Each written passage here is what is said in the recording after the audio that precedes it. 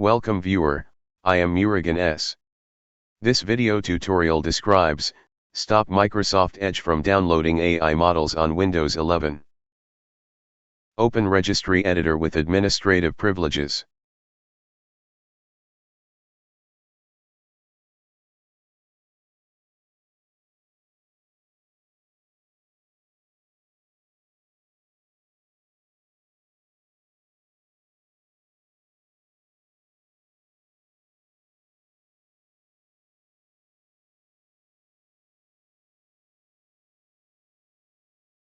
Create new key named as Edge.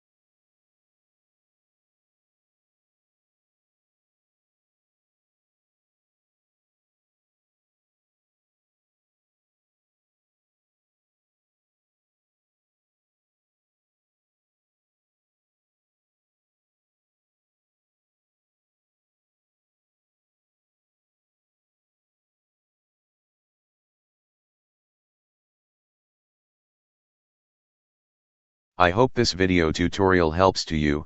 Please like, share and don't forget to subscribe my channel. Thank you very much. See you next video.